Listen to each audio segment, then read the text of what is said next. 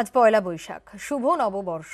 তাই নজর রাখতেই হচ্ছে সেই খবরেই। তার কারণ হচ্ছে চৈত্র শেষ আর বৈশাখের পয়লায় দক্ষিণেশ্বর থেকে কালীঘাট মন্দিরে মন্দিরে ভক্তদের ঢল। পুজো দেওয়ার জন্য লম্বা লাইন পুণ্যার্থীদের।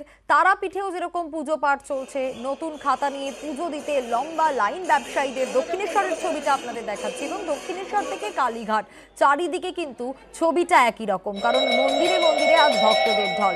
তারাপীঠের ছবি দেখছেন আপনারা, পুজো দেওয়ার লম্বা লাইন পুণ্যার্থীদের সেখানে।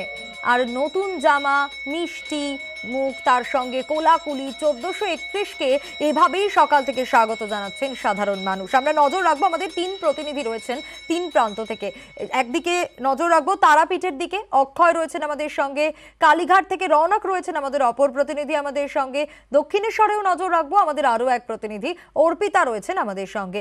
শুরুতেই অক্ষয়ের কাছে যাব। আমরা নজর রাখবো তারাপীঠের দিকেই শুরুতে। সকাল থেকে তারাপীঠের ছবিটা ঠিক কি অক্ষয়? কারণ পুণ্যার্থীদের ভিড়, ভক্তদের ভিড় মায়ের কাছে পুজো দেওয়ার জন্য।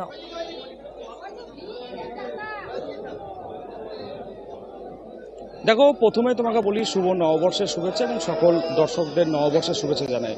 তারাপীঠের কিন্তু এই বাংলা নববর্ষের প্রথম দিন মানে একটু অন্য ধরনের ছবি। বিশেষ করে যারা ব্যবসায়ী তারা হাল খাতার পুজো দিতে ছুটে আসেন মা তারার কাছে, এবং স্থানীয় ব্যবসায়ী থেকে শুরু করে রাজ্যের বিভিন্ন প্রান্তের যারা পুণ্যার্থী তারা কিন্তু আজকের নববর্ষের প্রথম দিনে ছুটে এসেছেন মায়ের কাছে। তার কারণ মা তারাকে প্রথম দিন পুজো দিয়ে সারা বছর যাতে ভালো কাটে সেই উদ্দেশ্যে ছুটে এসেছেন।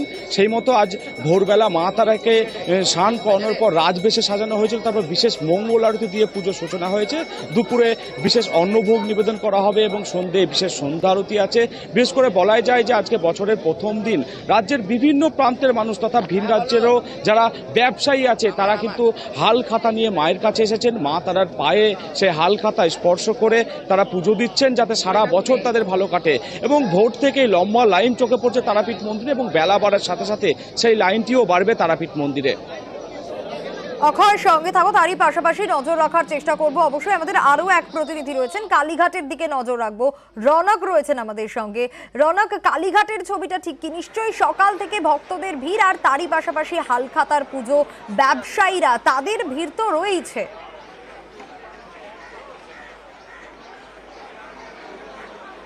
দেখো, সকাল থেকেই কালীঘাটে একেবারে উপচে পড়া ভিড়। মূলত আজকের যে দিন, পুরনো রীতি অনুযায়ী ব্যবসায়ীরা ব্যবসা সমৃদ্ধি লাভের জন্য তারা কিন্তু আসেন, মূলত সিদ্ধিদাতা গণেশকে পুজো করেন এবং ধনদেবী লক্ষ্মীর পুজো করেন, এবং যে হালখাতার খাতা সেই খাতার পুজো করেন, কারণ যাতে গোটা বছর ব্যবসা ঠিক থাকে। দেখানোর চেষ্টা করবো যে কালীঘাটের যে জায়গাটি দেখছো লাইন করে রাখা হয়েছে, সকাল থেকে প্রায় 3000-এর কাছাকাছি ভক্তদের সমাগম ইতিমধ্যে কালীঘাটে হয়ে গেছে, বা প্রত্যেক বছরের মতোই মানুষ ডালা নিয়ে পুজো দিতে এসছে। এখানে আমরা কথা বলবো, এখানে রয়েছে কিছুজন, তাদের সঙ্গে।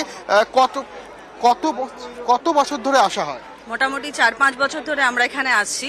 প্রত্যেক বছরই আমরা ভোরবেলা আসি, মায়ের দর্শন করি, মায়ের পুজো করি, হালখাতা করি, এবং সারা বছরটা যেন সবার ভালো কাটে, আমাদের ভালো কাটে সেই প্রার্থনা মায়ের কাছে করি। ডিজিটালাইজেশনের যুগে এই হালখাতা ব্যবহার করা কি এখনো হয়? ডিজিটালের জায়গায় আর মানুষের ঐতিহ্যের জায়গায় হালখাতাটা আমাদের পুরনো বাঙালি ঐতিহ্য। আমরা সারা বছর অপেক্ষা করি কবে নববর্ষ আসবে, আমরা সিদ্ধিদাতা গণেশ আর মা লক্ষ্মীর কাছ থেকে আমরা আশীর্বাদ পাবো।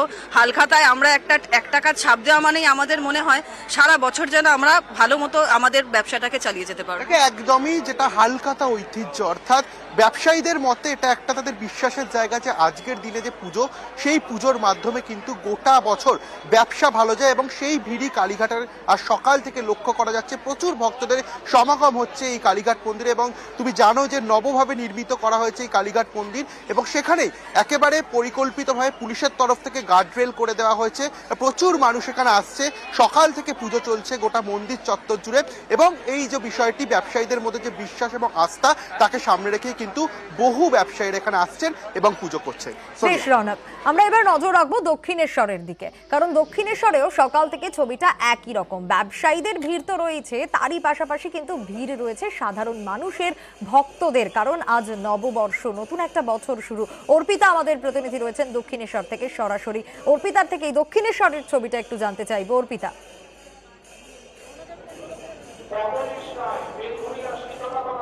দেখো আজকে নববর্ষ এবং সেই উপলক্ষে সকাল থেকে ভক্তদের সমাগম দক্ষিণেশ্বরে। অন্যান্য যে সমস্ত মন্দির রয়েছে তার থেকেও কিন্তু বেশি ভিড় থাকে এই দক্ষিণেশ্বরে, এবং এবছরের ভিড়টা চোখে পড়ার মতো। আমি একটু আমার ক্যামেরা পার্সন সুরাজকে বলবো, ভিড়ের ছবিটা, লম্বা লাইন তুমি দেখতে পাচ্ছ যে মূল মন্দিরে প্রবেশের আগে লম্বা লাইন এখানে রয়েছে, এবং সকলে সকাল থেকে কিন্তু একেবারে বলা যায় যে লম্বা লাইনে দাঁড়িয়ে রয়েছেন। কারণ এই যে মন্দিরে প্রবেশ করতে গেলে বেশ খানিকটা সময় লাগছে, দীর্ঘক্ষণ সময় লাগছে। অনেকেই এসেছেন যে হালখাতার যে পুজো রয়েছে সেই পুজো দেওয়ার জন্য, এবং এই ব্যবসায়ীরা যারা এসেছেন তাদের সঙ্গে আমরা কথা বলেছি। আমরা দেখেছি যে তারা ভোরবেলা থেকে তারা এখানে দাঁড়িয়ে রয়েছেন, কারণ মায়ের কাছে এই দক্ষিণেশ্বরে পুজো দেওয়াটা খুবই গুরুত্বপূর্ণ। যতই ডিজিটালের যুগ হয়ে যাক না কেন, এখন অবধি কিন্তু হালখাতার সেই যে বাঙালির ঐতিহ্য আনা, সেই ঐতিহ্য মেনেই, পরম্পরা মেনেই তারা এখানে পুজো দিতে আসেন। আমি দেখতে পাচ্ছি এখানে লম্বা লাইন রয়েছে। আমি একটু কথা বলে নেওয়ার চেষ্টা করবো। দাদা, আপনি কোথা থেকে এসেছেন? আমি বর্ণনগর থেকে। আচ্ছা, এই যে ডিজিটালের যুগেও এখনো এই যে আপনারা হালখাতা করছেন, কতটা গুরুত্বপূর্ণ বাঙালিদের কাছে? অনেক আচ্ছা, কেমন লাগছে এখানে এসে? ভালো। এখানে অনেকে রয়েছেন, আমি এখানে দেখতে পাচ্ছি অনেকে ফুলের ডালি নিয়ে অনেকে দাঁড়িয়ে রয়েছেন মন্দিরে যারা প্রবেশ করবেন। কোথা থেকে এসেছেন? আমি কেষ্টপুর থেকে। আচ্ছা, কেমন লাগছে এখানে এসে? তো আমি তো প্রতি বছরই আছি, ভীষণ ভালো লাগে আমার। এই কতক্ষণ দাঁড়িয়ে আছেন লাইনে? আমি প্রায় 2 ঘন্টা দাঁড়িয়ে আছি, 6:30 থেকে দাঁড়িয়েছি। অন্যবারের তুলনায় এবারে ভিড় বেশি মোটামুটি?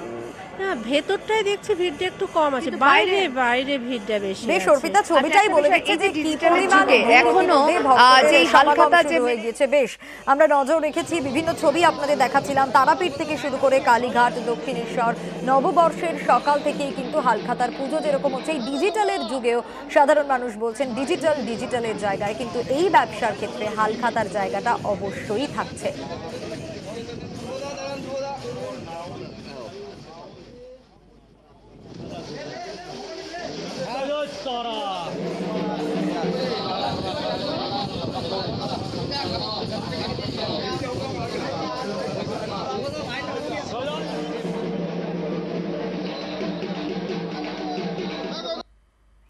আর এই নববর্ষের সকালে রাজ্যবাসীকে নববর্ষের শুভেচ্ছা জানিয়েছেন মুখ্যমন্ত্রী মমতা বন্দ্যোপাধ্যায়। সকলকে নববর্ষের আন্তরিক শুভনন্দন জানিয়েছেন তিনি। তারই পাশাপাশি বলেছেন, প্রার্থনা করি নববর্ষের নবকিরণে উদ্ভাসিত হোক সকলের জীবন, শান্তি, সম্প্রীতি, মৈত্রী, ভালোবাসার বন্ধনে যুক্ত থাকুক প্রত্যেকে।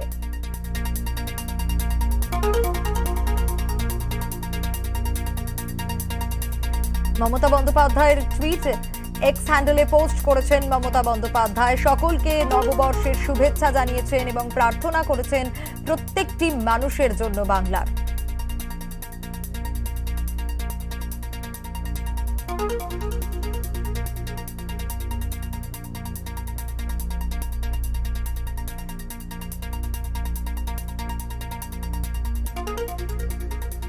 Coming up